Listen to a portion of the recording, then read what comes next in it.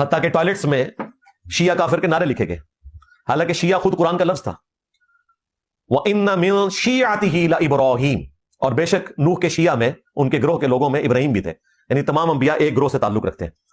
اب جب آپ شیعہ کافر لکھیں گے تو شیعہ خود قرآن کا لفظ ہے، کافر بھی قرآن کا لفظ ہے، حروف تہجی تو ہے نا، کافر کے جتنے حروف تہجی ہیں، کاف، فا اور الف اور را، یہ سب کے سب قرآن کے حروف تہجی ہیں، تو اس کی بھی بے حرمتی ہے اگر آپ جوتی پہ لکھتے ہیں، ٹوائلٹ میں لکھتے ہیں۔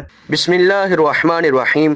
انجینئر مرزا کی آپ نے یہ بات سنی کہ جی ٹوائلٹس کے اندر، واش روموں کے اندر شیعہ کافر کے نعرے لکھے گئے، اور شیعہ قرآن پاک کا لفظ ہے، اور یہ قرآن پاک کی بے حرمتی ہے کہ حروف تہجی ٹوائلٹس کے اندر لکھے گئے۔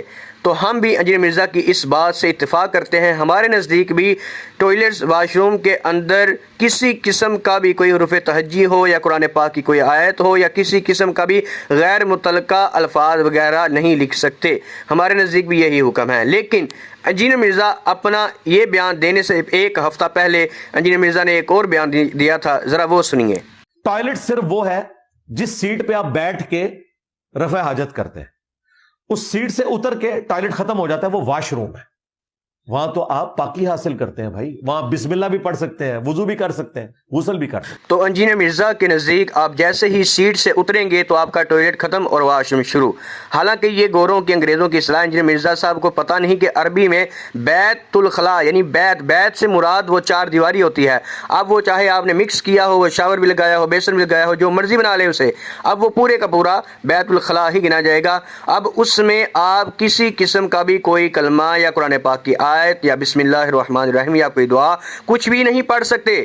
اگر تو یہی قاعدہ اور اصول ہے انجینئر مرزا کا کہ ٹوائلٹ کی سیٹ سے اتر کر واش روم شروع ہے اور بسم اللہ پڑھ سکتے ہیں، تو پھر آپ کا پچھلا جو اصول تھا وہ بگڑ گیا۔ وہ کیسے؟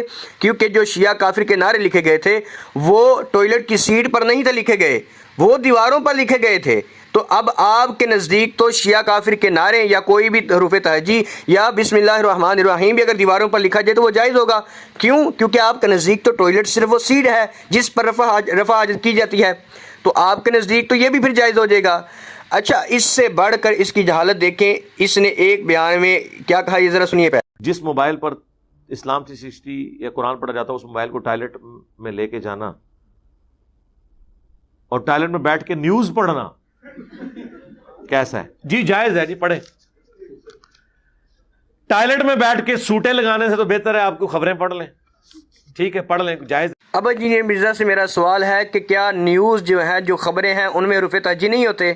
اب وہ ٹوائلٹ کی سیٹ پر پڑھنا جائز ہو گیا، لہٰذا پھر باقی چیزیں بھی جائز ہیں تمہارے نزدیک؟